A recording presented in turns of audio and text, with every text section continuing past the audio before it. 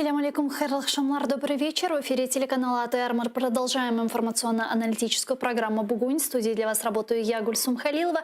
Присоединяйтесь к нашему эфиру. На экранах ваших телевизоров вы видите номер телефона, который периодически выводят наши режиссеры. +3 8073 419 41 58. Звоните нам абсолютно бесплатно по Вайберу или можете присоединиться к нашему эфиру, используя программу Skype atr.tv. Наш адрес. Звоните, задавайте ваши вопросы. Нам важен ваш голос.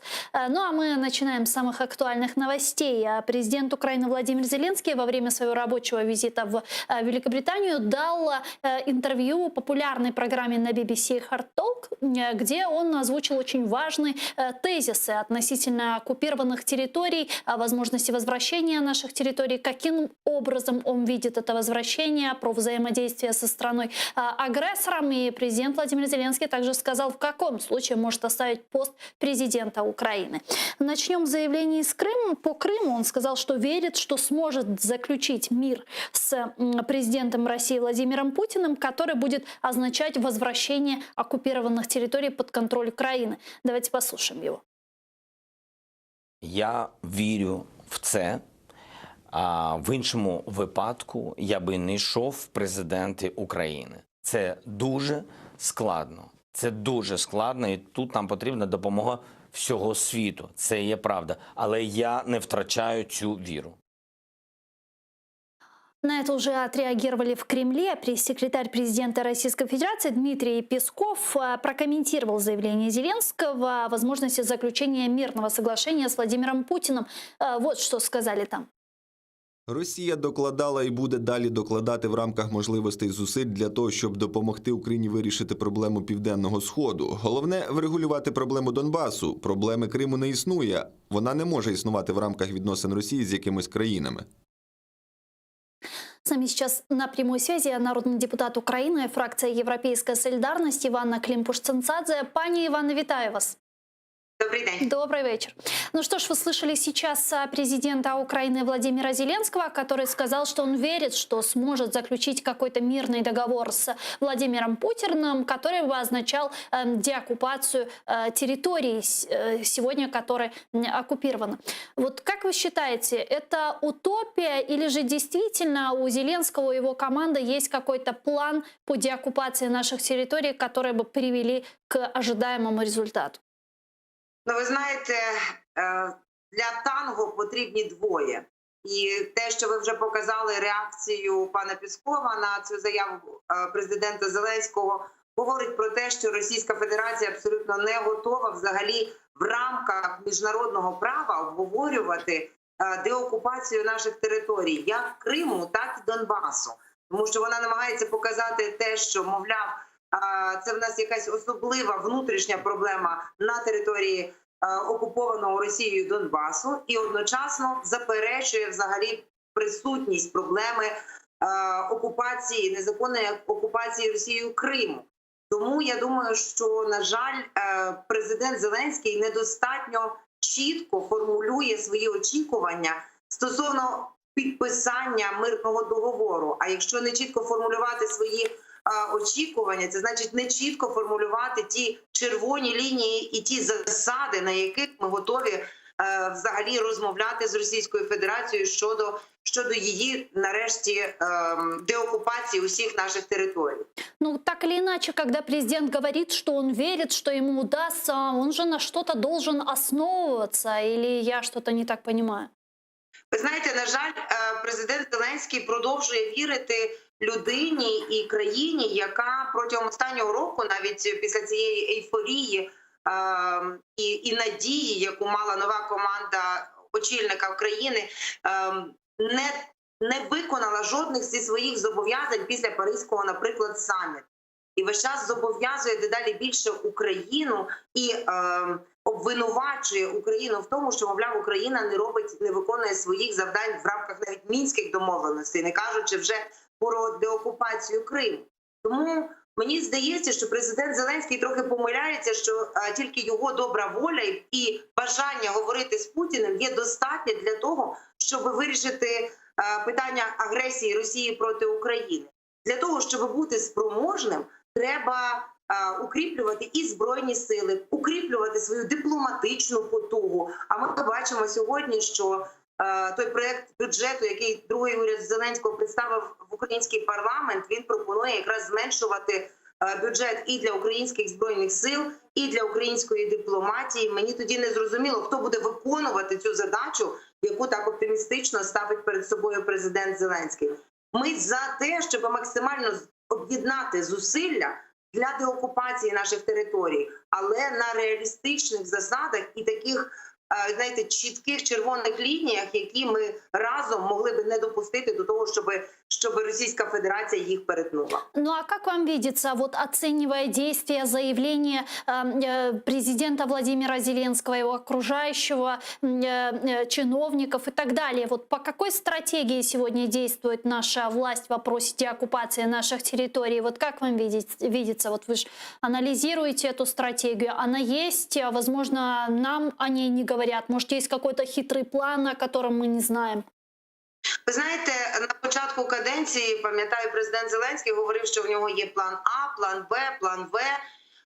І дійсно багато людей хотіло в це повірити, тому що хотілося вірити, що нова сила, нова там енергія, можливо, буде якось і по-іншому підходити до проблеми, що дасть можливість розв'язати і примусити Російську Федерацію піти з наших земель, з нашої території і звільнити наших людей, яких вони тримають, по суті, в заручниках на цих територіях. Але ми бачимо, що реальної стратегії, на жаль, немає. І це якийсь такий хаотичний рух, яким продовжує йти ця команда. І деколи воно, на жаль, для України, на жаль, для нашої позиції, звучить як певна така какафонія, яка то якісь одні речі оголошуються там паном Сивохо, потім паном Фокіним, потім кажуть, що вони не мали нічого спільного з позицією України. Я хочу бачити цю чітку позицію і стратегію України. І ми,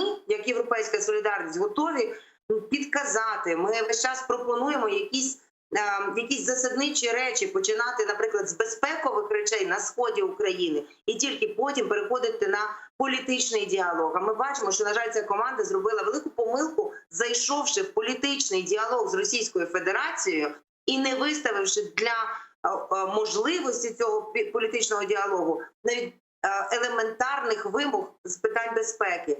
І це вже пом'якшує і зменшує наші шанси на успіх, на жаль.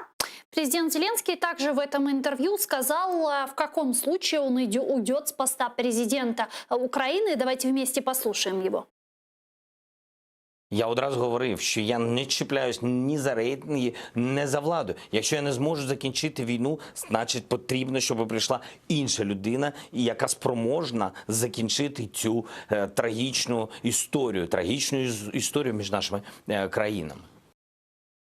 Допускаете ли вы такой вариант, что президент Владимир Зеленский однажды выйдет и скажет, что да, войну я не решил, не закончил, я ухожу?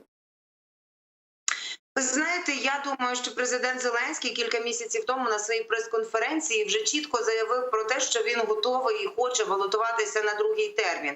Тому я так розумію, що він для себе відводить мінімум цих додаткових 9 років, бо там рік-півтора він уже пробув на посаді президента, і може, якщо він не справиться тоді, може він замислиться над тим, що він не хоче більше мучити Україну своєю присутністю на чолі держави. Було би чесно, якби він не справився з цим завданням, щоб він якомога чіткіше і швидше зрозумів для себе, що це вже той край, коли його повноваження, його там намірів недостатньо, і для того, щоб звільнив місце для тої людини, яка дійсно зможе довкола себе гуртувати і українців, і світ, для того, щоб нарешті примусити Російську Федерацію піти з нашої землі. Вот в вопросе деоккупации Крыма мы сейчас видим активные действия нынешней власти, а именно инициатива создания платформы по деоккупации Крыма, о которой сказал президент Владимир Зеленский, выступая на 75-й сессии Генеральной Ассамблеи Организации Объединенных Наций. Ну, это то, что мы ждали 6 лет, и наконец-то сейчас прозвучала такая инициатива. Дмитрий Кулеба уже поговорил со своим британским польским коллегой сегодня Анджей Дуда. Президент Польши также выразил свою поддержку и готовность присоединения к этой платформе с министром иностранных дел Украины, Турции, простите, имени Джапар тоже говорила, которые также поддержали эту инициативу. Но вот все-таки это же хороший сигнал, вот если будет такая создана платформа по Крыму, что она нам даст, как думаете? Ви знаєте, ми абсолютно, я вітаю цю ініціативу, і ми зацікавлені в тому, щоб вона була успішною від України. Тільки знову ж таки мені не дуже зрозуміла стратегія, яку буде дотримуватися Україна в рамках цієї ініціативи. Хто приїде, хто братиме участь з боку Російської Федерації в цій ініціативі? Бо принципово, щоб ця кримська платформа, якщо йдеться про деокупацію, вона не тільки залучала наших друзів, і партнерів, які зацікавлені в тому, щоб працювало міжнародне право, які зацікавлені в тому, щоб відновився мир і в Україні, і взагалі він не впливала, ця вся безпекова ситуація не впливала негативно на європейський континент і на світ. Але для того, щоб ця кримська платформа була успішною, вона має мати візаві, який готовий вести цей діалог. І, як на мене, поки що ми не бачимо, навіть знову ж таки, з цієї ж цитати Суркова, Піскова, яку ви подавали, ми не бачимо готовності Російської Федерації взагалі думати про те, щоб сісти за стіл перемовин. Тому Росія, щоб було зрозуміло, вона готова розмовляти з кимось, тільки якщо хтось напроти неї є сильний і спроможний візаві. І от для нас важливо, щоб ми були сильними і спроможними, і довкола нас гуртувалися такі ж сильні і спроможні держави для того, щоб вирішити це питання. Так от, мене непокоїть, що ось ці, знаєте, дипломатичні зусилля, вони не підкріплені діями всередині країни для того, щоб бути сильними і спроможними. Очевидно, вот вы тоже сказали про Российскую Федерацию. Наивно было бы предполагать, что она действительно согласится и сядет добровольно за стол переговоров по деоккупации Крыма. Но может все-таки эта платформа нужна для того, чтобы разработать какие-то механизмы давления на Российскую Федерацию, тем самым вынудить ее сесть за этот стол переговоров. Такое реально, по-вашему, с нашими партнерами?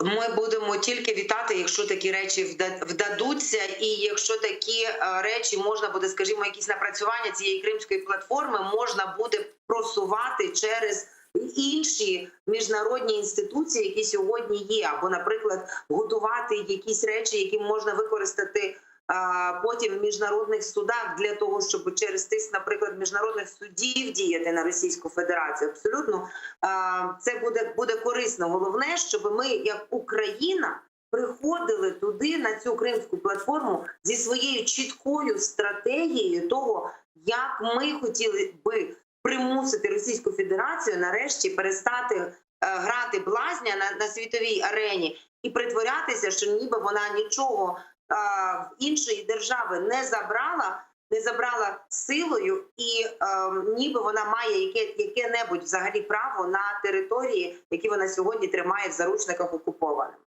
Вы сказали, что фракция «Европейская солидарность» готова помогать и предлагать своей инициативе вопросы урегулирования войны на востоке Украины, да, и в том числе деоккупации полуострова.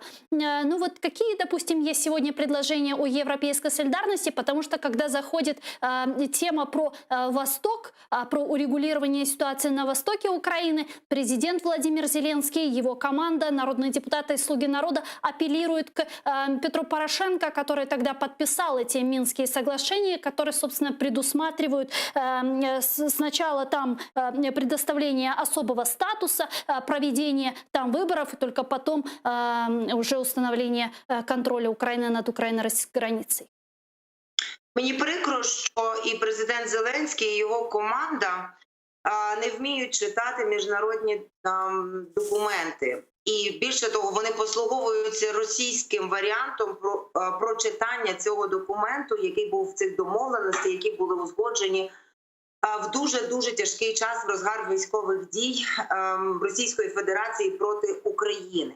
Тому що в цьому документі в Мінських домовленостях немає жодного слова про особливий статус. Йдеться про особливості місцевого самоврядування в окремих районах Донецької і Луганської областей. І закон про ці особливості місцевого самоврядування, він, власне кажучи, ухвалений Верховною Радою України і мав би функціонувати тільки обмежений кількість часу. Але що зробила команда Зеленського? Вона погодилася на формулу Штайнмаєра, тобто вона погодилася і підписала цю згоду на те, щоб ось цей особливий статус, як вони вже тепер говорять, він був довічним. Це перше. Друга історія – це стосовно передачі кордону на східних територіях України між Україною і Російською Федерацією під управління українських збройних сил, українських, вибачте, прикордонників після проведення чи в день проведення виборів. Чомусь команда Зеленського взагалі відмовилася від того, що навіть в попередніх мінських домовленостях, а їх було кілька, вже йшлося про міжнародну місію безпекову, чи то ОБСЄ, чи то ООН, тобто міжнародних миротворчого контингенту, яка би очистила ту територію, яка би зайняла ту територію після відходу російських окупаційних військ і їхніх найманців, після відведення зброї, вийшла на кордон між Україною і Російською Федерацією, дала би можливість прийти до тями тим людям, які утримувалися в заручниках весь цей час, нам дозволила би налагодити там українське життя, провести вибори, після того українські прикордонники могли би вийти на кордон. Пани Ивановна, а вот очень коротко, извините, я вас перебью, не так много эфирного времени, вот буквально 40 секунд, да. А сейчас есть какой-то антидот, какая-то панацея, как выбраться из той стагнации Минским соглашением, в которой они сегодня находятся? Я думаю, що треба, по-перше, повернутися до безпекової складової. Без безпекової складової взагалі нічого не може рухатися. І перестати гратися в політику з Російською Федерацією, бо вона нас там обіграє, тим більше президента Зеленського. І після того, вийшовши на безпекову складову, і одночасно діяти дипломатичними кроками і зміцнювати наші Збройні сили, як ми це робили протягом останніх років після Революції Гідності до приходу Зеленського до влади. Дуже дякую вам. Дякую, Чоксаголнус. Івана Климпуш-Цинцадзе, народний депутат України, фракція «Європейська солідарність», була з нами на прямому зв'язку. Министр иностранных дел Украины Дмитрий Кулеба в интервью турецкому телеканалу ТРТ, отвечая на вопрос о готовности Украины к военному сценарию в случае провала политического процесса, сказал, что в ситуации с российской агрессией для Украины абсолютным приоритетом является дипломатическое решение, но при этом нужно готовиться к любому сценарию развития событий. Давайте его послушаем. Коли у вас є такий сусід, як Росія, потрібно бути готовим до будь-якого сценарію. Ви знаєте, що це не ми напали на Росію, це Росія напала на Україну. Але дипломатичне вирішення ситуації залишається абсолютним пріоритетом для України, і ми шукаємо способи переконатися, що знайдемо рішення в цих рамках. Тристороння контактна група – це тягар, який ми повинні нести, поки він не приведе нас до миру. Це важка робота. Працювати в тристоронній контактній групі завжди непросто. Василь Богдан, експерт з національної безпеки, з нами зараз на прямому зв'язку. Пане Василю, вітаю вас. Добрый вечер. Добрый вечер. Ну что ж, вот вы сейчас услышали заявление министра иностранных дел Украины Дмитрия Кулеба, который сказал, что не нужно исключать никакие сценарии. Вот если говорить о военном сценарии деоккупации наших территорий, достаточно ли у нас сегодня ресурсов, чтобы рассматривать такой вариант развития событий? Потрібно сказати наступне, що політика вищого військово-політичного керівництва держави повинна передбачати різні сценарії розвиток подій, і та дорожня карта покрокових дій, яка повинна бути у керівництва держави, вона повинна передбачати і сценарій, за яким у відповідній ситуації можливо буде застосувати військовий фактор. Ну, ви знаєте, таке висловлювання відомо, що дипломатія успішна тоді, коли свою справу зробить військо. Але, звичайно, країна не в тій ситуації, щоб зараз вживати заходи військового характеру. Україна зараз повинна що зробити? Максимально задіяти всі фінансові і економічні можливості, в тому числі і оборонно-промислового сектору, для того, щоб модернізувати свої збройні сили і привести управління і військово-технічні можливості до стандартів європейських, натівських, з тим, щоб, по-перше, військо зараз могло дати гідну відсіч, стримувати ворога, а по-друге, якщо складуться відповідним чином міжнародні умови, якщо подальші політико-дипломатичні заходи України при модернізації того ж нормандського формату за рахунок наших гарантів по Будапештському меморандуму Сполучених Штатів Америки і Великобританії не дадуть відповідних результатів, і ситуація складеться так, що в самій Росії і зараз відбуваються процеси досить складні, неоднозначні, і якщо вважати, що рейтинг самого Путіна впав нижче 30%, то це говорить про те, що і еліта, і суспільство шукають шляхи виходу із того становища, із того глухого кута, в який їх загнав режим Путіна. Тому, безумовно, на даному етапі Україна, маючи поки що потужну міжнародну підтримку коаліції антипутінської, повинна вживати всі заходи для того, щоб вирішувати питання в мінському форматі. І перш за все, так як це і передбачалося в попередні роки, для вирішення спочатку безпекових питань, а потім уже політичних. Тому що ми прекрасно розуміємо, що до чого зараз прагне Путін. Путін зараз прагне до того, щоб, зраховуючи ті конфлікти інші гарячі, які у світі є, в тому числі на Південному Кавказі, примусити Україну до односторонніх поступок з тим, щоб вирішити питання таким чином, щоб, як кажуть, втюхати в Україну ці терористичні формування ЛДНР, так звані, і, звичайно, припинити всілякі розмови про курс України в НАТО і ЄС і взагалі про європейський цивілізаційний вибір. Тому ті спроби, які останнім часом вживалися керівництвом держави в контексті там якихось маніпулятивних і дуже підозрілих капітулянських кроків по погодженню з Російською Федерацією, і перш за все в контексті вирішення спочатку політичних пунктів мінських домовленостей, а потім уже безпекових, він показав, що дивитись в очі Путіна і шукати там мир неможливо. І зараз ми спостерігаємо ситуацію, коли фактично нинішнє керівництво держави повертається до того, що було вже досягнуто за попередні 5 років попередньої влади. І взагалі я вважаю, що Україні потрібно припиняти методологію і практикою кожного разу починати із чистого аркушу. Потрібно враховувати всі ті кроки, які були зроблені, якщо вони в інтересах національної державної безпеки, в інтересах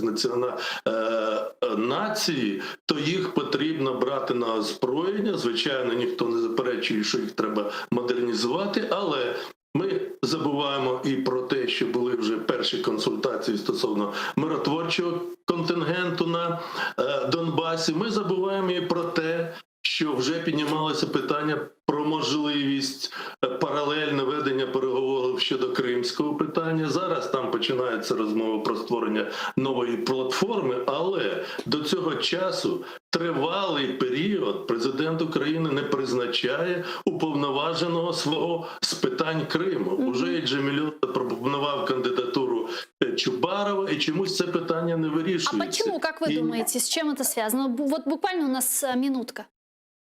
Я думаю, що це пов'язано з тим, що ці політики, я вважаю, видатні діячі кримсько-татарського руху та і української держави, вони займають позицію проєвропейську, вони мали відношення до роботи у відповідних структурах попереднього режиму, і, очевидно, нинішня команда на чолі з Володимиром Зеленським не зовсім довіряє. Ну, ви знаєте, пан Джемілєв перебуває у фракції «Європейська солідарність». Він повністю підтримує те, що ця фракція проводить, а ця фракція проводить політику проєвропейську, пронатівську. Тому, якщо ти хочеш стати президентом всіх українців, а так декларує Володимир Олександрович, то ти повинен використовувати можливості всіх сегментів українського громадянського суспільства, якщо вони стоять на конструктивних позиціях, якщо вони стоять на інтересах національної державної безпеки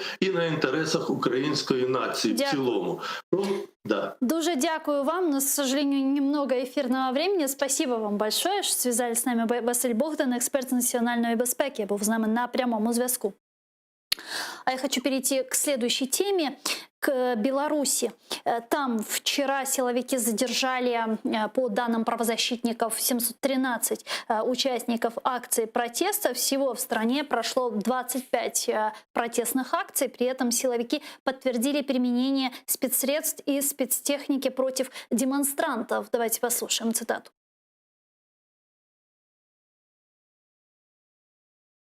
За порушення законодавства про масові заходи затримано 713 громадян. До розгляду в суді справ щодо адміністративних правопорушень в місця перебування затриманих відправлені 570 осіб.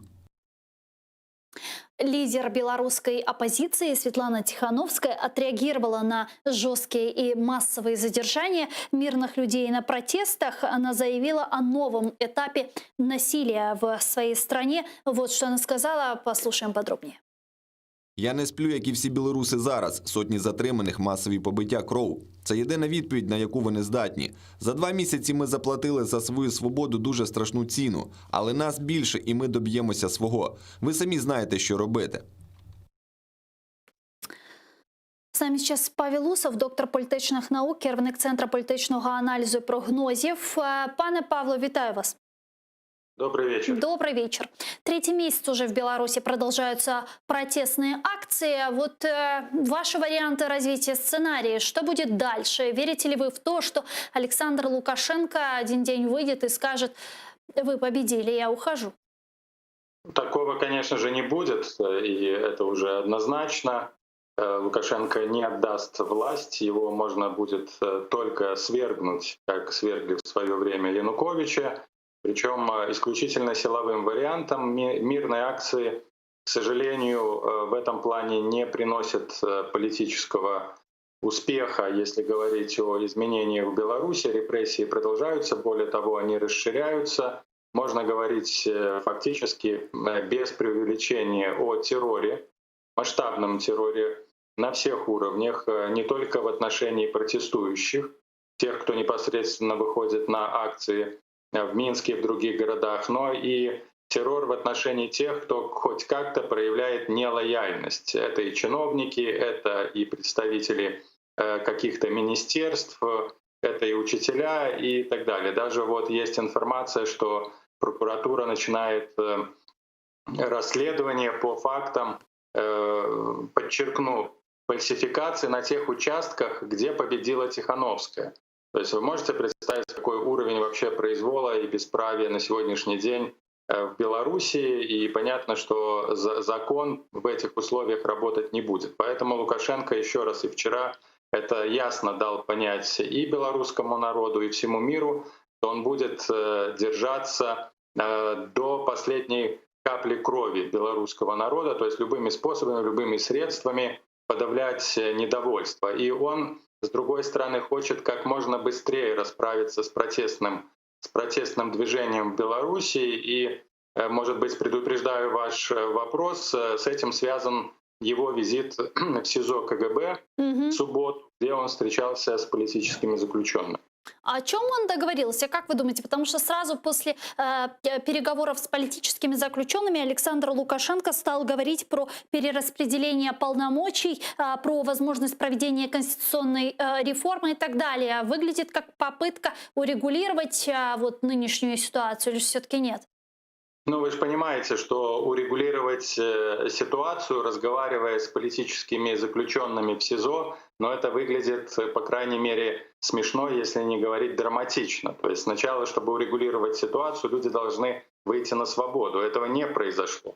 То есть все, что мы видели, и, по крайней мере, до сегодняшнего дня мы слышали, это не что иное, как еще одно устремление Лукашенко показать, что он является хозяином ситуации. И, понимаете, говорить в этих условиях о конституционной реформе — это также неуместно. И я могу вам сказать, какой будет формат этой реформы и перераспределения полномочий. Какой? Это будет копия путинской конституции. Там тоже перераспределили полномочия, и теперь уже не президент, но парламент может назначать определенных министров и даже премьер-министра. Разве это демократизация или перераспределение полномочий? Конечно же нет. И таким образом в Беларуси также не будет никаких серьезных изменений в Конституции, тем более таких изменений, которые бы могли ограничить персональную власть Лукашенко или разработать какой-то механизм, при котором он, например, через 1 год уйдет. Такого не будет. И на такого даже у него в голове таких мыслей нет. Все эти разговоры о конституционной реформе, позавчерашняя встреча в СИЗО — это исключительно манипулятивные игры, стремление каким-то образом, ну, если репрессиями с одной стороны не получается, то теперь можно запустить в ход какие-то манипулятивные инструменты, например, встреча с политическими заключенными. Я вам хочу еще один момент сказать. Психологически Лукашенко на такие вещи просто не способен. Так, Скорее что всего, будет, как вы думаете, Александр Лукашенко, будет вот эти протестные акции, которые уже идут на протяжении 3-го месяца, просто сводить на нет, пока они окончательно не будут маргинализированы, или что? Да, я думаю, что вы тут совершенно правы. Будут предприняты не только террористические действия по отношению к протестующим, избиение, задержание, увольнение, террор, психологическое давление, но вот и попытки расколоть это движение. Я не исключаю, что сейчас может оказывается очень серьезное психологическое воздействие на Бабарика и на того же Сергея Тихановского с тем, чтобы они начали призывать людей уходить с улиц. То есть я не исключаю такой вариант, и тот факт, что один из сторонников Виктора Бабарика, член его штаба Юрий Воскресенский, который также провел в СИЗО 2 месяца, был освобожден из заключения, но оставлен под следствием и направлен под домашний арест. Но нужно сказать, что он активно сотрудничал с властями и был использован как трибун, как оратор, говорящий о том, что необходимо договариваться и необходимо уходить с улиц. Спасибо. Спасибо большое. Павел Усов, доктор политических наук, руководитель Центра политического анализа и прогнозов, был с нами на прямой связи. Ну а я перехожу к следующей теме, к Нагорному Карабаху. Там перемирие, о котором договорились главы МИД Российской Федерации, Армении и Азербайджана, продлилось всего лишь 5 минут. Армения и Азербайджан после согласования перемирия сразу обвинили друг друга в нарушении договоренностей и обстрелах. Ереван заявил, что вооруженные силы Азербайджана обстреляли Степанакерт, это Ханкинды. В свою очередь Баку в субботу сообщил об обстреле азербайджанского города Тертера, в воскресенье о ракетном нападении на Гянджи. Президент Азербайджана сказал следующее. Давайте его послушаем.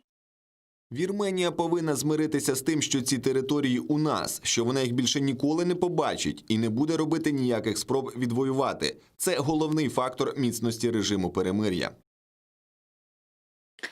В связи с обострением так называемый руководитель непризнанной Нагорно-Карабахской республики Араик Артюнян дал пресс-конференцию. Он обвинил Азербайджан в создании новой платформы для международного терроризма и пригрозил объявлением войны. Он заявил, что регион не может принять условия Азербайджана, поэтому он готов объявлять отечественную войну. Давайте его послушаем. Ми стоїмо за мир. Більше за всіх на світі миру хоче Арцах, але ми не можемо прийняти обов'язкову умову від країни, мета якої знищити народ Арцаха, тисячолітню культуру Арцаха, саму історію Арцаха. Я оголошую вітчизняну війну. Закличу всіх вірмен прийняти не тільки матеріальну, а й фізичну участь. Вони хочуть тривалої війни? Ми не відмовимося, якщо буде нав'язана саме ця війна.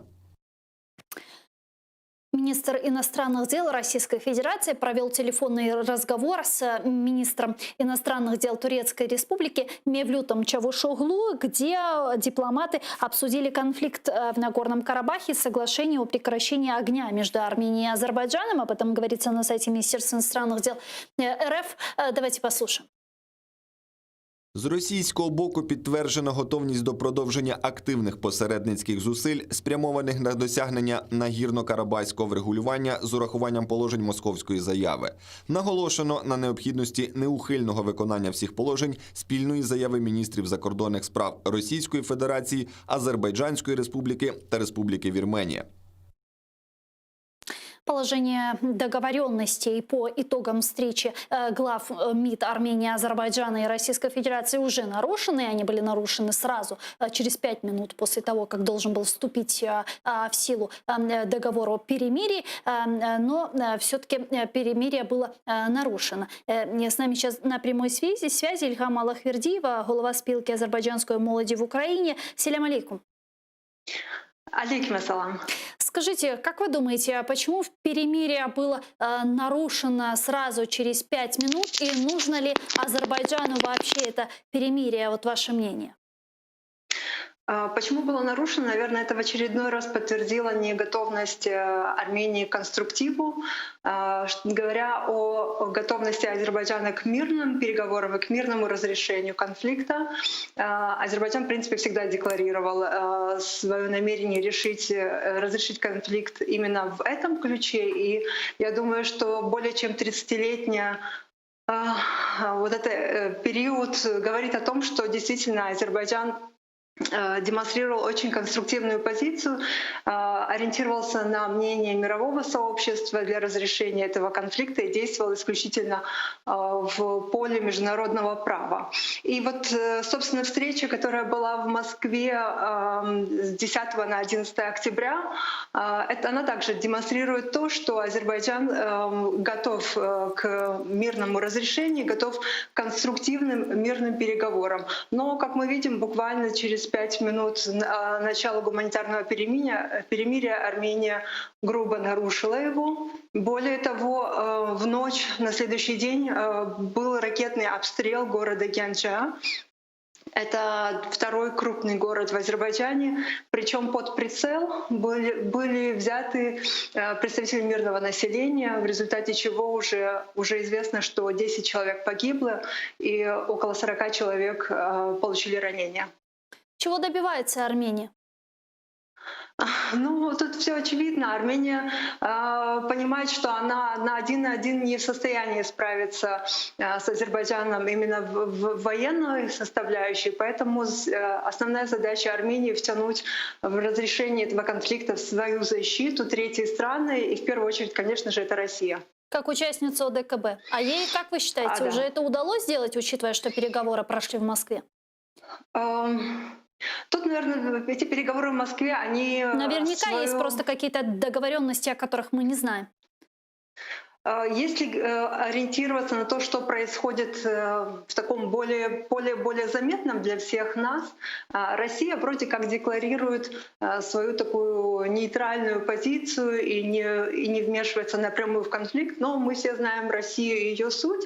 Там есть гибридная форма участия в этом конфликте, они поставляют оружие, и более того, даже вот по результатам этой встречи в Москве министр иностранных дел Армении улетел к себе домой в Ереван, прихватив с собой военное оружие, которым его обеспечили. На своем самолете. Я поняла. Чохсагулна, спасибо вам большое. Ильхам Аллахвердиева, голова спилки азербайджанской молоди в Украине, была с нами на прямой связи. Но я вынуждена, к сожалению, с вами прощаться.